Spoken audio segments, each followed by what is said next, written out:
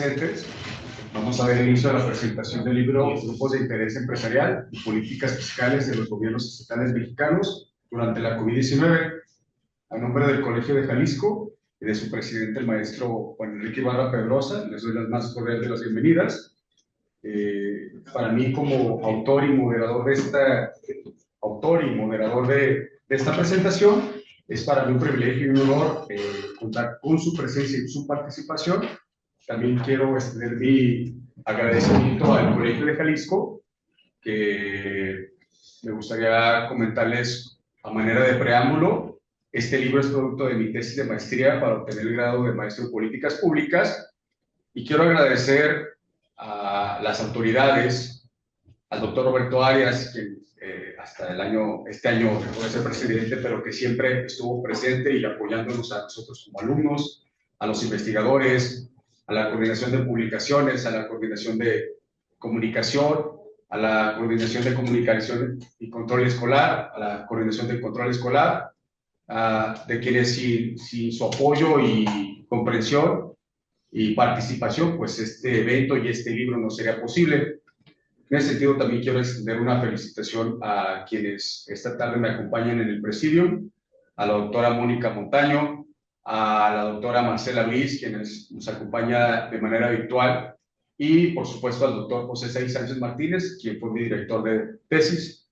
Dicho eso, esta presentación del libro se divide en las siguientes etapas. Como daré una primera introducción o preámbulo a este libro, de ahí pues tendrán lugar las presentaciones o comentarios por parte de quienes nos acompañan, y posteriormente tendremos la sesión de preguntas y respuestas. Dicho eso, quisiera comentarles que la maestría en políticas públicas la cursé entre 2021 y 2023, y en este contexto surgió esta situación que a todas y todos nos afectó, pero que modificó un poco nuestros hábitos. ¿Y por qué digo esto? Porque en una actividad virtual yo escuché a la doctora Cecilia Cadena Nostroza, que en un conversatorio, como le llamaban, surgió muy de moda los conversatorios virtuales, nos decía que el diseño, formulación de las políticas públicas es el espacio de conflicto, de lucha, de intercambio de acuerdos, de demanda, de preferencias, de intereses, y eso detonó para mí una gran semilla de inquietud, y fue a partir de ahí, porque pues como estudiante vas iniciando y si bien presentas un proyecto, este proyecto cambió totalmente cuando ya comencé la maestría y se fue, digamos, transformando totalmente. ¿Por qué les comento esto? Porque en 2020, en mayo de 2020, el gobernador de Jalisco creó la Comisión Interinstitucional para la Reactivación Económica. Este órgano, semillero en su caso particular, integró a varios representantes de la sociedad civil, a instituciones gubernamentales y también a universidades, pero integró particularmente a cámaras y asociaciones empresariales, y fue, digamos, este órgano el que detonó más aún, acrecentó mi interés por esta investigación.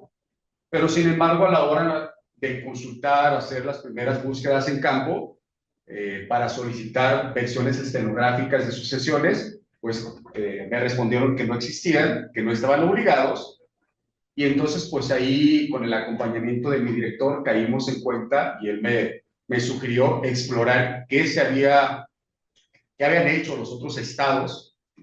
Como ustedes saben, en esta contingencia se emitieron medidas económicas, sociales, de política fiscal y de salud, y particularmente llamó nuestra atención que había una gran cantidad de medidas en materia de política fiscal, y digamos ya acercándonos más al objeto de estudio, decidimos centrarnos en el impuesto a la nómina y en el impuesto al hospedaje, que dado que las asociaciones, cámaras y consejos empresariales eran quienes exigían reducciones en el pago de los impuestos causados, prórroga en el pago de los impuestos, o que se emitieran medidas para disminuir en un porcentaje el monto causado.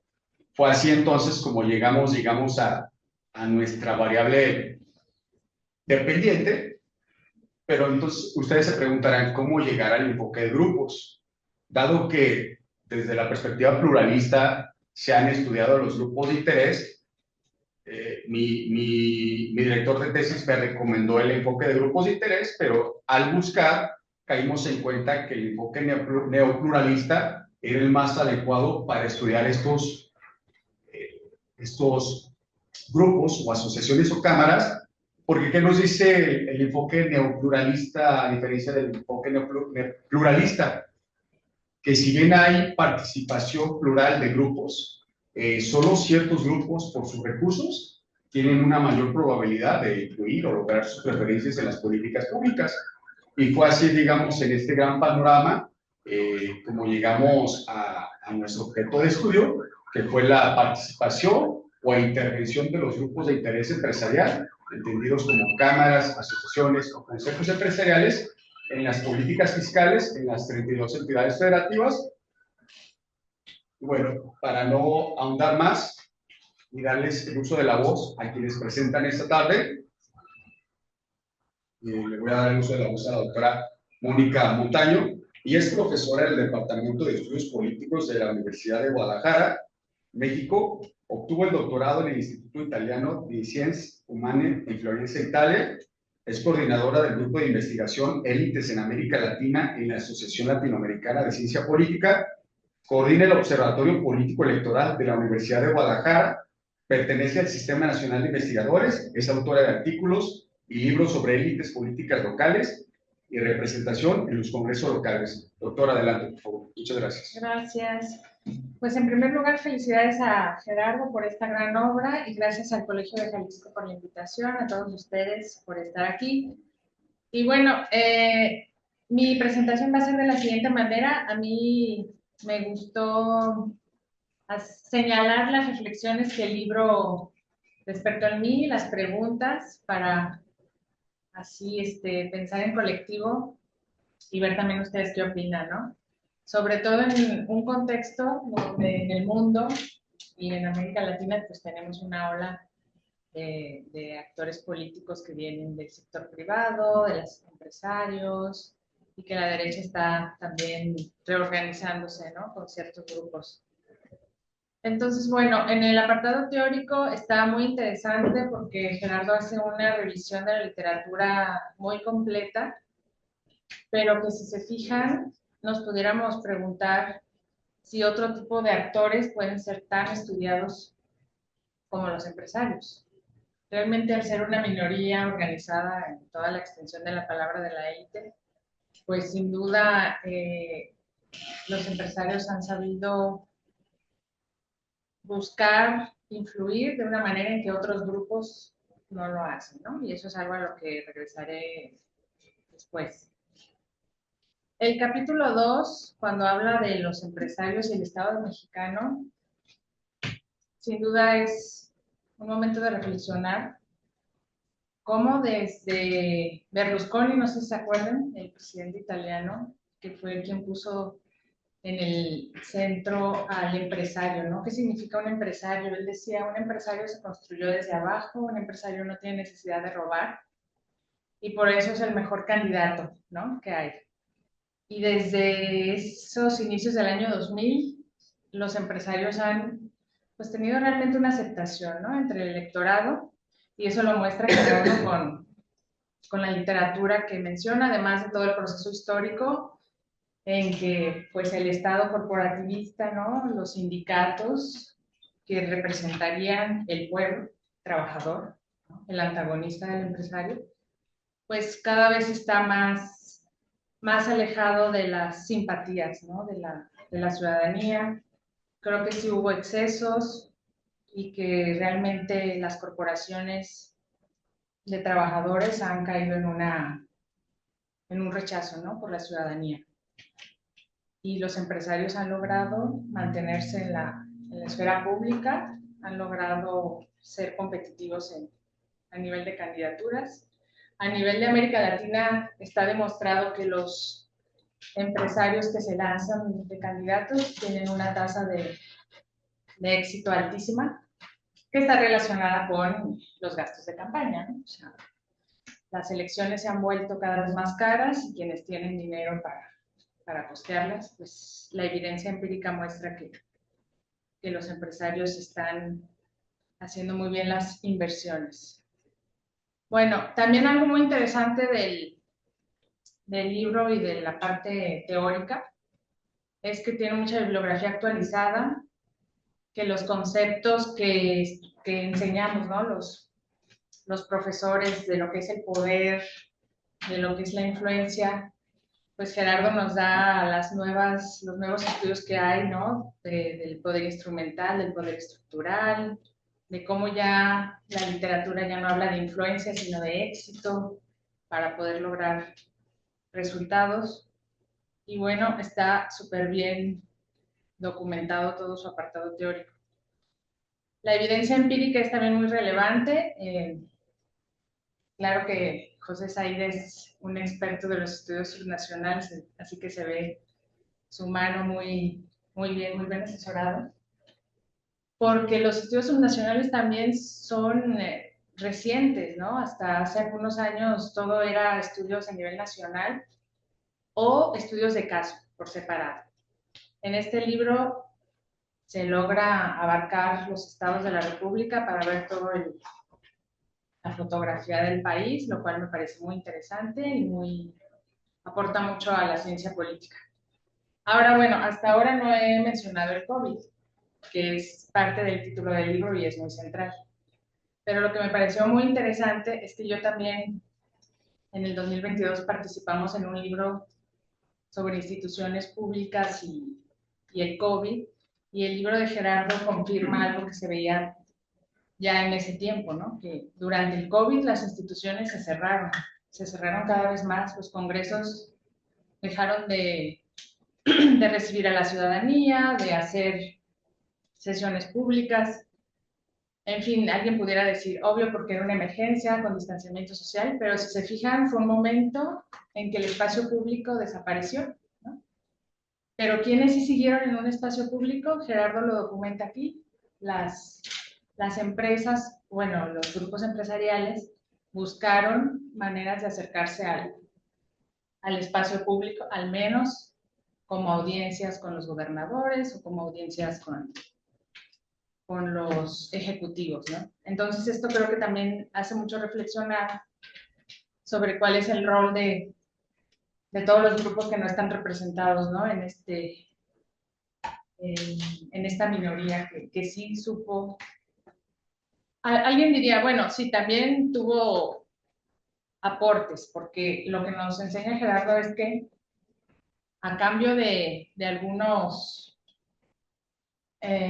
ayudas gubernamentales para las empresas, pues las empresas también no despidieron a trabajadores, tuvieron su función social, ¿no? También pudiéramos decir. Sin embargo, si lo vemos con un poquito de reflexión, bueno, ¿dónde estaban los sindicatos de trabajadores? ¿No? ¿Qué estaban haciendo? ¿Con quién se reunían? ¿Qué hacían los trabajadores o qué hacían las masas que estaban confinadas en sus casas? Bueno, eso sería otra investigación, pero lo que nos dice aquí es que este tipo de agrupaciones pues sirvieron de alguna manera para seguir en el espacio público y seguir influyendo, ¿no? Entonces, muy interesante. Entonces, los estudios de grupos de interés, sobre todo cuando se quiere analizar el impacto que tienen, también son muy pocos los estudios. Por ejemplo, en algún tiempo quisimos analizar a los legisladores de Nueva Alianza, ¿no? Que venían del centro, o los legisladores que vienen de la Universidad de Guadalajara. Y sí se veía alguna evidencia de que influían en iniciativas sobre educación, ¿no? Había algún tipo de evidencia mínima. No se diga del estudio de las mujeres, que se ha hecho mucho énfasis en cómo las mujeres han traído a la esfera pública otros temas que no se traían antes. Pero es muy interesante ver que además de estos empresarios, pues ¿qué otro grupo? Yo les preguntaría, ¿qué otro grupo tiene la misma tasa de éxito o de influencia? ¿No? Sería una buena pregunta para que Gerardo nos haga otro libro a otros grupos. Y bueno, ya para irme más rápido sobre los resultados, sin duda es muy, como lo dije al principio, muy interesante poder comparar Aguascalientes con Tabasco, ¿no? O sea, porque tenemos el imaginario de Aguascalientes es un bastión del PAN, ¿no? De cierto partido, que Tabasco es un bastión más de Morena, y ver las diferencias también nos hicieron reflexionar, muy interesante, pero también el caso de Jalisco fue sorprendente, ¿no? De que Jalisco siempre estaba en los últimos lugares donde hubo pues mayor éxito de este tipo de, de ayudas que le dio el gobierno a los empresarios del ramo que él observó en específico, pero a mí me parece una muy buena muestra, muy buenos datos que se usaron y que seguramente eso se pudiera replicar en otro tipo de empresas. Los casos de Durango, de San Luis Potosí, Tlaxcala, que él hizo un apartado especial para analizarlos a fondo, es también muy interesante, porque lo que concluye es que precisamente no es la presencia de empresarios en el gobierno, como dice la página 96, sino el tipo de relaciones que hacen, ¿no? El tipo de contacto que tienen. No es solo el número de empresarios per se, sino la manera en que interactúan. Y eso creo que es un gran aporte del libro, porque pudiéramos preguntarnos si otros grupos que se han tratado de querer integrar a la discusión pública con las acciones afirmativas, con las cuotas, ¿no? La comunidad lésbico-gay, otro tipo de grupos subrepresentados, pues pudieran tomar el libro como un ejemplo de cómo se puede llegar a influir de mejor manera con los gobiernos, porque sin duda es un caso de éxito de este grupo, ¿no? Empresarial. Así que bueno, ya para no alargarme más, pues simplemente felicitarte. Creo que el libro nos da mucha evidencia empírica, muy buen apartado teórico y sobre todo que nos deja ganas de conocer más, de querer seguir estudiando la representación política que ahorita está en crisis, ¿no? En el mundo, y entender también por qué estamos teniendo pues los gobiernos a nivel mundial, ¿no? Con los movimientos que hay.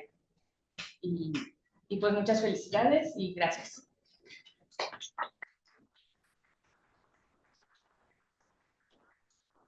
Muchas gracias, doctora. Gracias por su presentación, gracias por las palabras. Justamente esto que comenta de la participación de empresarios en la vida pública es algo que se documenta en el libro, en el sentido de que, digamos, entre la época posrevolucionaria que inicia después de 1917 y 1970, y aquí la doctora Marcela Briz es especialista en este tema, hay un pacto no escrito donde los empresarios se abstenían de participar en la vida pública a cambio de que el Estado mexicano les favoreciera y estableciera las condiciones para pues, mejorar sus utilidades. Pero sin embargo, llega López Portillo, nacionaliza la banca y entonces surgen estos organismos no gubernamentales que precisamente lo que buscan es salvaguardar sus preferencias, y una de las formas es que empiezan a postular empresarios a cargos de elección popular.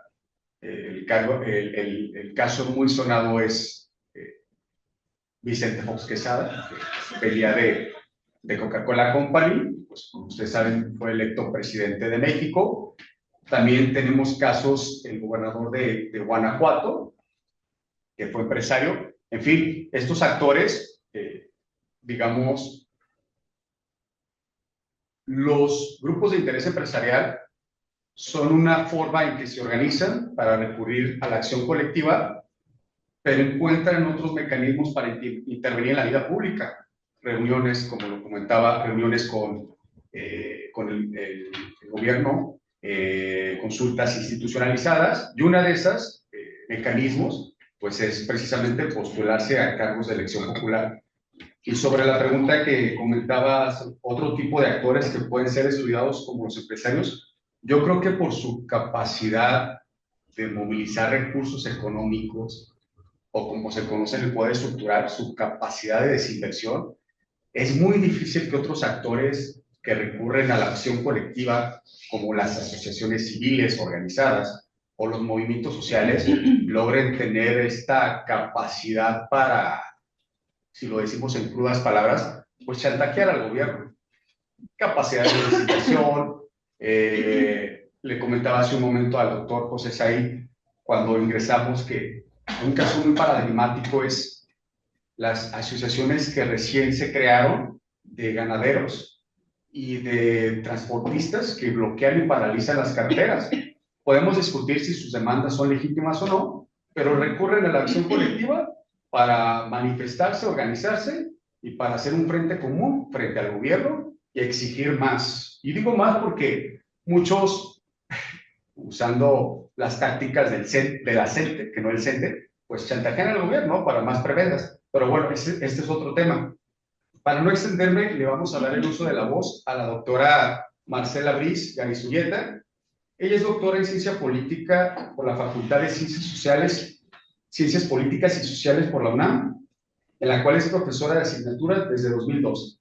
Sus trabajos de investigación se han orientado principalmente al análisis sociopolítico del tema Estado y empresarios, sobre el que ha publicado 2 libros: El Consejo Mexicano de Hombres de Negocios, Surgimiento y Consolidación, y Juan Sánchez Navarro, Mis amigos tienen la palabra, además de diversos estudios acerca de los empresarios de la historia de México y sobre la figura de Lázaro Cárdenas.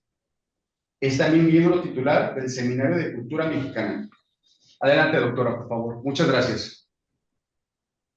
Muchas gracias. Agradezco antes que nada al maestro Gerardo Aguilar Villegas su invitación para presentar este libro de su autoría, Grupos de Interés Empresarial y Políticas Fiscales de los Gobiernos Estatales Mexicanos durante la COVID-19 2020.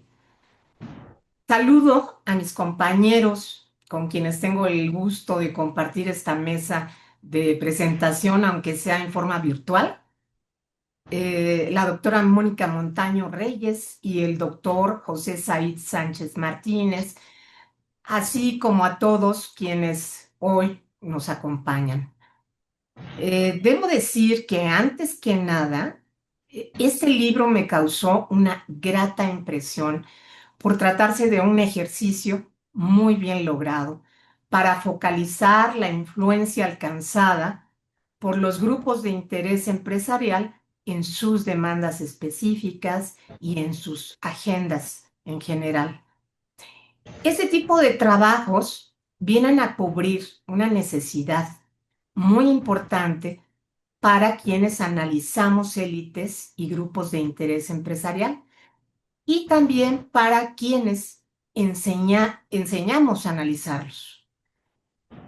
Aguilar Villegas construye un andamiaje metodológico en el que aplica teorías de alcance medio que le permiten plantear comprobaciones de carácter empírico en situaciones o momentos en tiempo y espacio, cuyos resultados analizados en contextos relacionados permiten inferir hallazgos importantes en el comportamiento y las estrategias puestas en marcha por los actores en busca de sus objetivos. A partir de las categorías tomadas de Tasha Farfield sobre las fuentes de poder estructural e instrumental que diferencian las capacidades de las élites y las del resto de los empresarios, este análisis muestra los recursos de los grupos de interés que pueden tener los grupos de interés empresarial a su alcance para lograr influencias en políticas públicas que los beneficien, a partir de interacciones de carácter formal e informal, cabildeos con actores clave, capacidad de organización, formación de coaliciones con grupos diversos, así como en sus relaciones de conflicto y cooperación con los gobiernos. Llama la atención y le otorga relevancia a este libro el hecho de que el autor no se olvida de plantear la historia de los grupos de interés empresarial en México y con ella sus particularidades, lo que distingue su trabajo de un análisis simplemente empírico que se queda en la superficialidad. Muy importante también es el énfasis que el autor pone en la falta de homogeneidad del empresariado. Equívoco que se ha tendido a mantener principalmente, considero yo, por razones políticas, provocando confusiones en su tratamiento y estudio. Este trabajo se enfocó a medir los beneficios que en materia de el impuesto a la nómina y el impuesto al hospedaje concedieron a las empresas de las 32 entidades que conforman el país sus respectivos gobiernos durante la contingencia de la pandemia de la COVID-19, principalmente en el año de 2020. El estudio se concentró justamente en estos dos impuestos porque son los que en general los estados están facultados para cobrar a las empresas y administrarlos en su beneficio. Las preguntas de investigación se dirigieron a conocer qué entidades apoyaron a las empresas de su localidad, el grado o las formas en que lo hicieron, las posibles causas de su comportamiento en esa coyuntura. El estudio, como señala la reseña metodológica, es realizado cuantitativamente a partir de dos índices formulados con las políticas de beneficio fiscal de ambos impuestos, en correspondencia con 4 de las variables explicativas con las que se ponen a prueba las hipótesis tomadas de Fairfield, las cuales son: 1, a mayor presencia de empresarios en el gabinete del Poder Ejecutivo, mayor será la influencia de los grupos de interés empresarial en las políticas de beneficio fiscal.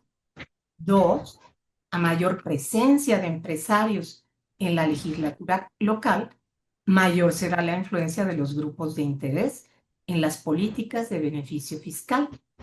3, si el gobierno es de origen conservador, se incrementará la influencia de los grupos de interés en las políticas de beneficio fiscal. Por lo que debe de precisarse la ideología programática del partido que gobierna de la entidad. Y 4, supone que a mayor presencia de los grupos de interés empresarial en medios de comunicación, mayor será su influencia en las políticas de beneficio. A efecto de asegurar mejor los resultados, se añadieron variables de control, según señala el estudio, consistentes en los ingresos estatales per cápita y la tasa de empresas por cada 100,000 habitantes, de acuerdo con el registro del Sistema de Información Empresarial Mexicano, SIEM. En el aspecto cualitativo, el estudio buscó profundizar con la selección de 3 estudios de caso tomados de los resultados anteriores. Por ello, seleccionó a 3 entidades que obtuvieron los resultados más significativos en términos de las variables propuestas, que fueron los estados de Durango y San Luis Potosí, por un lado, mientras que el tercer caso estudiado fue el del estado de Tlaxcala, el cual no tuvo ninguna lógica con las variables, por la que fue considerado un caso desviado. Estas 3 entidades fueron puestas a prueba a partir de un análisis cualitativo que permitió derivar conclusiones más acabadas y convincentes. Se trata sin duda de un trabajo que permite derivar hallazgos muy interesantes y que, llevado a nivel de los estados y los municipios, como sugiere el propio autor, muestra en forma mucho más focalizada las formas de presión y las relaciones que se desarrollan entre los gobiernos y los grupos de interés empresarial.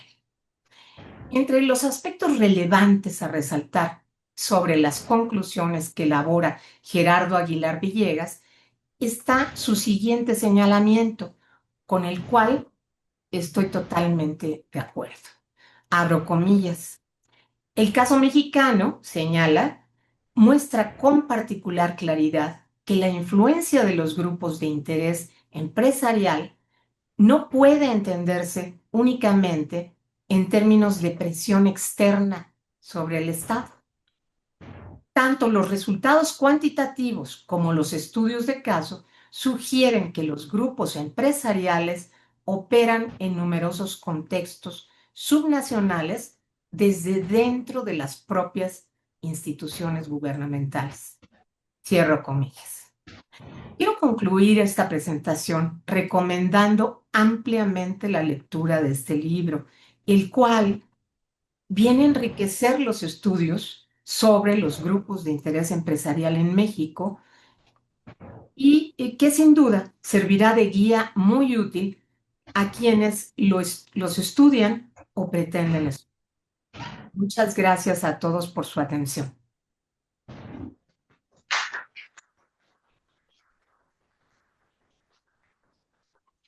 Muchas gracias, doctora. Es muy enriquecedora su participación y me gustaría destacar de esto que comenta que en efecto un error al que se recurre al estudiar los grupos de interés empresarial es que se cree que actúan en homogeneidad. Si bien hay casos donde recurren a la cohesión, en realidad por sus características suelen entrar en conflicto. Es decir, digamos, podríamos poner como ejemplo, por ejemplo, alguna cámara empresarial minera que va a defender sus intereses de minería, pero también habrá, digamos, actores empresariales proambientales que van a defender, contraponerse, pues. ¿Qué quiero decir con esto? Que en efecto, esa sería una agenda o beta de investigación muy importante, conocer en qué momentos, en qué espacios, en qué coyunturas, en qué políticas los actores, los grupos de interés empresarial se coaligan, recurren a la cohesión, o bien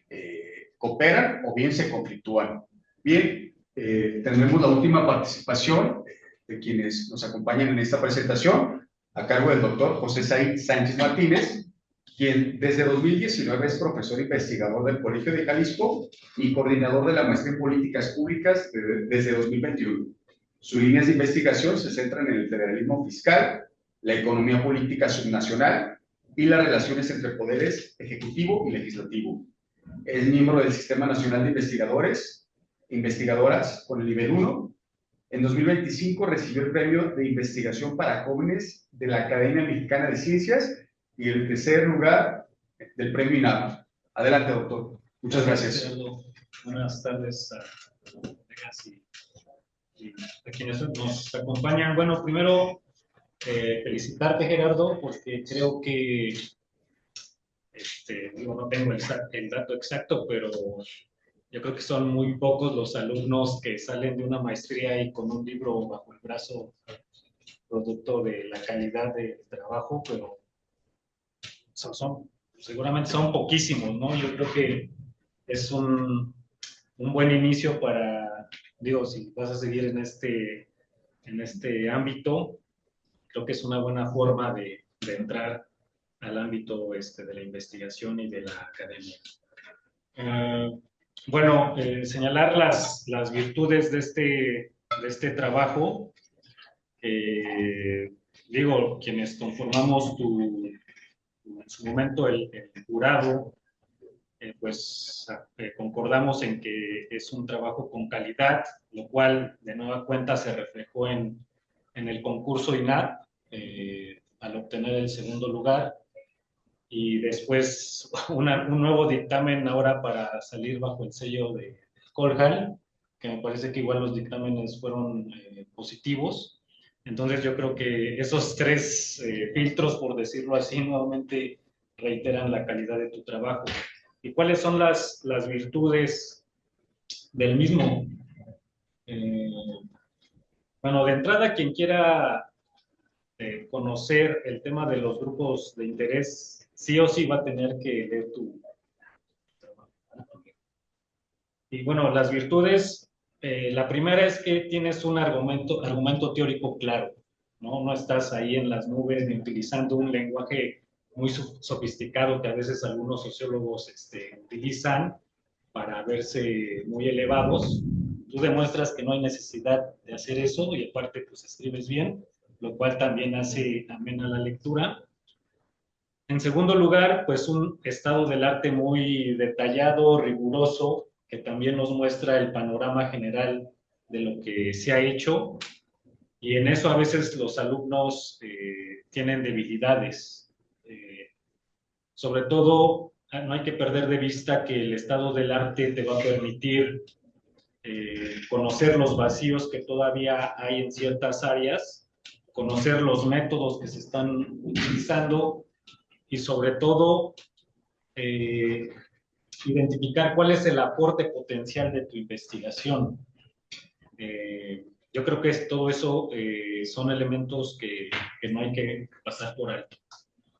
La tercera virtud es el análisis empírico, transparente y sistemático. ¿A qué me refiero con transparente? Que explicas cómo elaboras los índices, de dónde obtienes la información y que cualquier persona que quiera replicar ese mismo análisis lo puede hacer. O sea, no hay ninguna cuestión ahí obscura o que nadie pueda tener acceso a eso. Y eso actualmente es algo que, digo, como investigadores sí pedimos transparencia al gobierno, pero a veces en nuestras propias investigaciones pues resulta que no somos tan transparentes, ¿no? Entonces, eso debe de fomentarse mucho más si tú de alguna forma lo estás haciendo aquí en tu trabajo. Otra virtud es la aportación, como bien mencionas, y se deriva de esta revisión del estado del arte. En general, la mayoría de los estudios se enfoca en el ámbito federal, ¿no? Los ojos están en lo que hace el gobierno federal y se descuida lo que se hace a nivel estatal o municipal. Y cuando se hace, pues nada más son estudios de caso o estudios ahí comparados entre 2 o 3 casos y pocos estudiantes, y también me atrevo a decir pocos investigadores, son los que se atreven a dar el paso de analizar a las 32 entidades federativas. Y claro, no es porque sean flojos o algo parecido, sino que nos enfrentamos a una falta de información en esto. Digo, a nivel estatal, cuando uno revisa los periódicos oficiales, pues hay una variedad de formatos. En algunos casos es imposible acceder a un periódico oficial concreto, en otros hay más avances, y ya no digamos a nivel municipal, ¿no? Con información vital sobre sus diversas funciones. Y a pesar de eso, tal vez por el tema del COVID haya existido mayor disponibilidad de información, pero a pesar de eso, tú hiciste ese trabajo y bueno, también felicitarte porque, insisto, pocos se atreven a hacer ese tipo de análisis que implique la revisión de todas las entidades federativas. Por supuesto que surgen nuevas preguntas de todo lo que tú señalas. Simplemente destacar los hallazgos que encuentras, que de alguna forma hay concordancia con buena parte de la investigación a nivel internacional, no solo en Estados Unidos, sino en Europa y América Latina. Y esto es que a nivel subnacional, en este caso a nivel estatal, los grupos de interés de alguna forma sí tienen capacidad para influir, en este caso, en el tema de los beneficios fiscales. Habrá que ver también qué ocurre cuando los gobiernos estatales quieren aumentar las tasas, hasta donde sé, cuando los gobiernos estatales, por ejemplo, el impuesto de nómina, que es el que más les pega directamente, cuando el gobierno estatal quiere aumentar la tasa, generalmente los empresarios salen a criticar ese tipo de medidas. O en el tema de los impuestos a las bebidas alcohólicas, que obviamente les pega a ese sector, de inmediato salen también los empresarios a protestar, ¿no? Y es evidente, generalmente no quieren pagar más impuestos porque piensan que ya pagan lo suficiente, ¿no? Entonces, tú aquí demuestras que a nivel subnacional también hay esa, no solo negativa, sino también esa capacidad para influir de alguna forma. Por supuesto, su influencia no es homogénea ni absoluta, cosa que también reconoces en el texto. En el caso del impuesto al hospedaje, pues no hubo ahí ninguna influencia, pero también abre algunas líneas para seguir explorando en qué otro tipo de aspectos podrían influir. Ya mencionaba el tema de la tasa. Por ahí en una revisión que hice, me parece que fue en Baja California Sur, el gobernador pues atrevió a elevar la tasa, los empresarios se organizaron, protestaron y demás, y tuvo que volver a bajar la tasa, ¿no? Entonces vemos algunos escenarios u otras áreas en donde también pueden tener influencia. Ahora, algo interesante que se deriva de esto es, bueno, ¿y qué sucede a nivel municipal?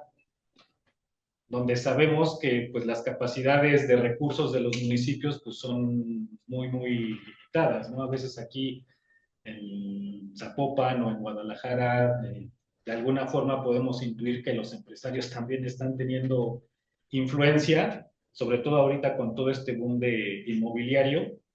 Ahí, ¿qué está pasando? ¿Por qué parece que los municipios, bueno, no tienen capacidad o no quieren o también están coludidos para que surja todo este tipo de boom inmobiliario y sobre todo con el tema de los precios que, bueno, ya se conecta con otras cuestiones?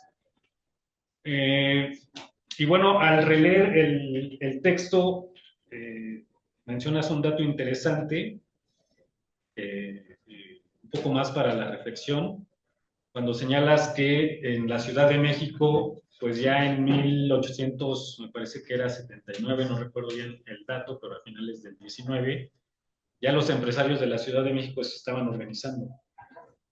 Y uno se pregunta, pues parece que este sector generalmente está organizado y esa organización les permite de alguna forma, claro, considerando las diferentes capacidades de recursos, esa organización por sí misma ya les permite cierto grado de influencia. Y el resto de la población, ¿qué estamos haciendo? O sea, alguien podría decir, bueno, están los sindicatos de maestros o están los sindicatos de ciertas universidades. Bueno, sí, pero ellos abogan por sus propios intereses que no afectan a la población en general. Se reducen a su propio ámbito de acción. ¿Qué pasa con el resto de la población que estamos todos ahí separados y no somos capaces? En el caso del agua ahorita sí hay ahí algunas protestitas, pero pues, no se comparan con toda la gente que fue a ver el partido aquí Ajá, ¿no? O sea, no hay esa capacidad de organización, habría que explicar por qué y sobre todo plantearnos, si no somos capaces de organizarnos y protestar por un tema tan esencial como es el del agua, pues entonces creo que estamos perdidos como sociedad, ¿no? O sea, entonces, bueno, esto igual me llevó a reflexionar sobre la capacidad de organización en otros sectores y en la población en general. Y bueno, pues felicitarte, Gerardo, ahora que estás haciendo tu doctorado, pues seguramente vamos a tener otro trabajo de igual magnitud y calidad. Gracias. Gracias.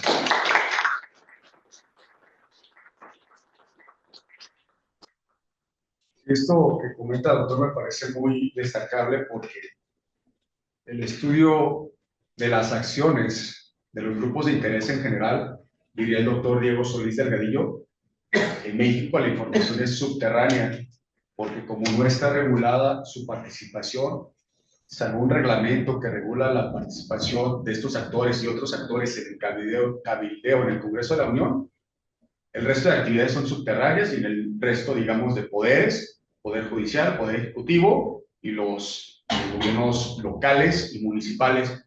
¿Y por qué digo esto? Porque retomando un poco la historia de la intervención de los grupos de interés empresarial en la vida pública, podríamos decir que una vez que el partido hegemónico dejó de serlo, buscaron otras formas de intervención en la vida pública y muchos autores adjudican que fue el cabildeo, que ya no se daba solo en el Poder Ejecutivo, sino en el Congreso y en los otros órdenes de gobierno.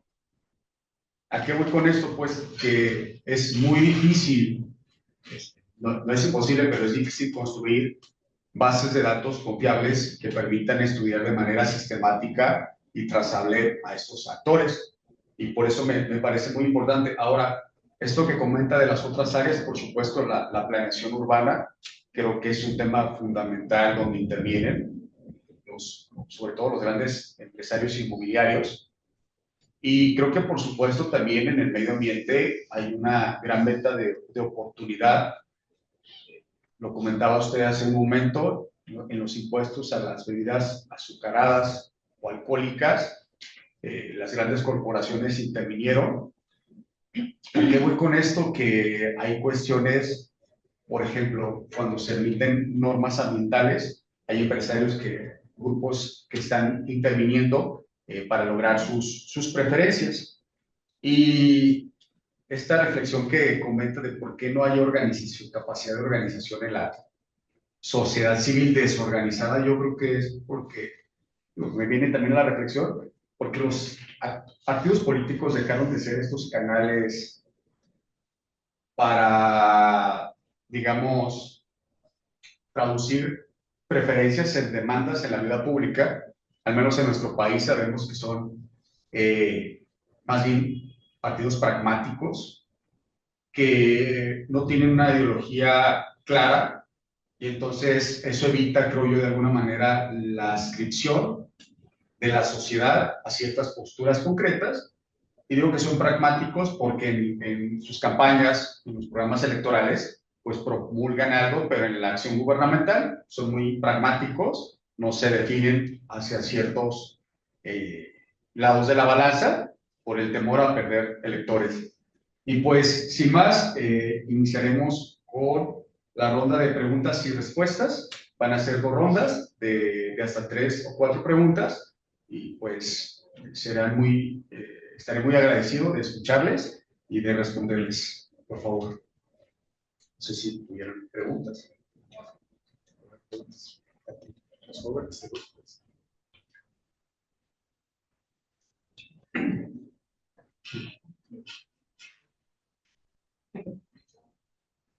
Bueno, pues, si no las hay, a mí me gustaría comentar que qué es lo que sigue, digamos, para este tema de investigación. Por supuesto, la COVID-19 fue, como comentaba el doctor Said, un tema coyuntural que propició una mayor existencia de información, pero ¿qué hacer en situaciones que no son de contingencia? Yo creo que lo que nos deja esta investigación de reflexión es que, como han encontrado en otras investigaciones y en otras latitudes, los empresarios tienen una alta probabilidad de influir, su influencia no es homogénea, pero que hay espacios de oportunidad, órdenes de gobierno o poderes y políticas públicas que hoy por hoy deberían ser estudiadas, dado que por su capacidad de inversión, de desinversión, de organización, el sistema de información empresarial mexicano, si no mal recuerdo, tasa más de 3,000 asociaciones, son asociaciones, consejos y cámaras empresariales. Es decir,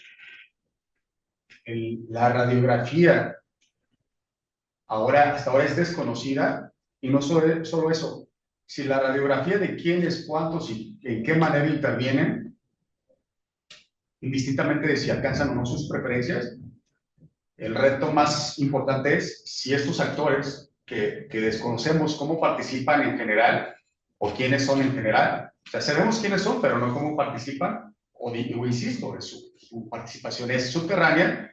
Más aún desconocemos cómo pues intervienen en la vida pública de manera sistemática. Y esto, ¿por qué es importante? Porque la doctora Marcela lo conoce muy bien. Hasta la década de los 70 existían organizaciones empresariales corporativizadas al poder, pero había otras que no lo estaban, como el Consejo Mexicano de Hombres de Negocios o el Consejo Mexicano de Negocios, la Coparmex, la Asociación de Bancos de México, pero hoy día estas asociaciones se han multiplicado, y entonces, como lo vimos con Andrés Manuel, y ese es un reto que voy a hacerme un poco, adelantar un poco de mi tema de investigación de la tesis de doctorado, vemos a grandes, yo diría grandes o super, más bien, podríamos decir que existen élites empresariales y grupos de interés empresarial. Y entonces estas élites, incluso hay superélites, pensando en Arámbulo Zavala, Carlos Slim, Germán Larrea. Estos superélites no ocupan recurrir a la acción colectiva, pero hay, digamos, directores de empresa o directivos de cámaras y asociaciones empresariales, que no confederaciones empresariales, que sí precisan de recurrir a la acción colectiva mediante las cámaras. ¿A qué voy con esto? Pues que, como vimos con Andrés Manuel tenía para algunos derecho de picaporte y para otros no. Y entonces esto nos muestra cómo incluso entre diferentes gobiernos, llámense de izquierda o no, o de derecha, pues los empresarios tienen un alto nivel de participación en la vida pública.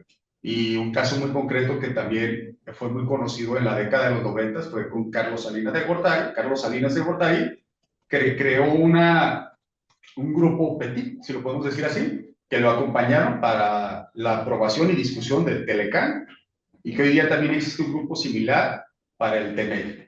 Y pues de mi parte es todo. Muchas gracias. Adelante. Ahorita que dijiste que hay de empresarios aquí en niveles, que hice una conexión con el caso de Durango, porque ahí fueron unos empresarios perdedores los que señalaron quiénes estaban siendo los ganadores de estas políticas, ¿no?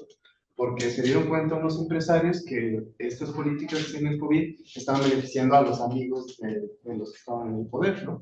Entonces no necesariamente esos que sancionaron eso eran menos poderosos, eran más poderosos, pero a lo mejor no estaban ahí tan cercanos al poder. Y en lo que acabó la cosa fue que regresaron el apoyo, tuvieron que regresar el dinero ante la presión, pero de los otros colegas empresarios que se sintieron no beneficiados. Claro, claro. Este tipo de diferencias que surgen, ¿no? De por qué unos tienen más cercanía de otros, y esto nos remite a una de las fuentes o recursos de poder instrumental que nos dice Tasha Patel, ¿no? Los vínculos informales que logran establecer empresarios y líderes de cámaras empresariales con gobiernos. El caso de Tlaxcala fue muy particular porque ahí yo hay que reconocer, si bien no tuve el acceso a fuentes testimoniales, me fue muy difícil, la búsqueda documental nos permitió encontrar que el secretario de Desarrollo Económico era muy cercano al líder de la Coparmex de ese entonces.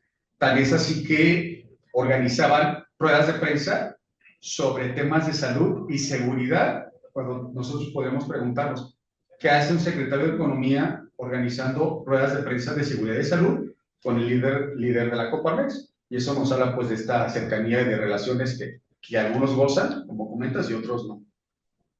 Adelante, Gerardo. Bueno, yo no traigo preguntas, más bien les voy a lanzar hipótesis a partir de lo que he escuchado. Interesante. Por supuesto, antes que nada, felicitarte. Me sumo a las felicitaciones que ya te han externado. Por supuesto que si el Colegio de Jalisco puede apreciarse de la calidad formativa, es gracias a estudiantes como tú, que, como bien lo planteó tu asesor, son poquísimos los estudiantes de maestría que son capaces de terminar una tesis con un libro. Y además con un libro bastante reconocido, con los filtros debidos que tuviste que pasar para llegar a este momento con esta publicación. Estaba un poco reflexionando a la luz de los comentarios que escuché y que suscita tu trabajo y que puede generar muchas hipótesis.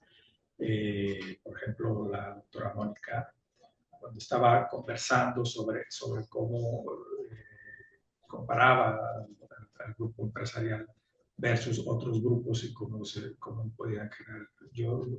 Me vino a la mente el factor de lo que estamos viviendo hoy, que es el resurgimiento de las asociaciones público-privadas en una versión cuatrotera de la cuarta transformación, ¿no? No tiene mayor chiste, pero que es la misma. Y es que el gobierno, ante la necesidad de recursos, necesita pactar con el sector empresarial y que quizás tiene que ver con esta ya diferenciación que tú estás haciendo, ¿no? Son los dueños del país los que tienen los recursos, ¿no? y eso nos llevaría más bien a teorías de élites, que tú trabajas muy bien. Pero la clave está en ver cómo se está financiando los mecanismos de financiamiento, o estudiar los mecanismos de financiamiento, me parece fundamental. La otra hipótesis que suelto así a los colegas que les gustan estos temas, y que tiene que ver con a nivel municipal, que lo planteaste muy bien, el boom, ¿no? O sea, ahí está muy claro que el bien a tratar de observar es la regulación del territorio. ¿Quién gobierna el territorio? Y ahí es donde podemos encontrar hipótesis en donde nos permitan un poco más allá, por supuesto, de estas aproximaciones de grupos de interés, pues hay que irle agregando otros elementos. Y creo que tiene que ver con los mecanismos de intermediación. Tú lo planteaste y lo señalaron. Pues no es tanto la representación de empresarios en el gobierno, sino por la forma de relacionarse. Y esa forma de relacionarse, hay un medio, hay algo que hay que observar. Sí, lo dejo pues para tu tesis doctoral, y para también provocando aquí a la doctora que sé que trabaja. Y hay otro elemento que me parece fundamental. ¿Qué pasa con la gente que no tiene capacidad de movilización? Como decía, yo creo que hay un elemento clave que hay que cuidar, y que creo que es el meollo del tema que se está debatiendo hoy en día con la democracia. Y es el asunto de que el pueblo tiene, planteaste muy bien el tema del agua, o sea, no está sucediendo nada, no, sí está sucediendo nada. ¿Y qué está sucediendo? Que están saliendo a la luz las deudas de grandes empresas y el gobierno. La Universidad de Guadalajara, que tiene que salir al quite y decir, ay, ¿qué creen? Por razones históricas, por acuerdos corporativos, yo no pagaba, pues ahora vas a tener que pagar. Porque hay un acuerdo político de no repercutir en la tarifa, en el incremento de la tarifa. Entonces, pues están recurriendo a recuperación de cartera. Y eso se está publicando. Se está saliendo. Entonces, sí está ocurriendo. ¿Y cuál es el, y aunque hayan sido 50, 20 los que se fueron a movilizar por el tema del agua, es el tema electoral? Aquí tenemos a la doctora que en temas electorales nos puede decir las cosas. Y el asunto ahí es, entonces, ¿qué pasa con la representación mediada por partidos que están capturados por dirigencias? Y lo voy a decir con todas sus letras, espurias. Porque la gente vota, ¿sí? Y que, ¿no? Entonces, esta discusión y este debate sobre la nueva democracia tiene que pasar por el asunto de que los procesos electorales que teníamos hasta ahora eran ficción, porque votábamos lo que los partidos nos ofrecían.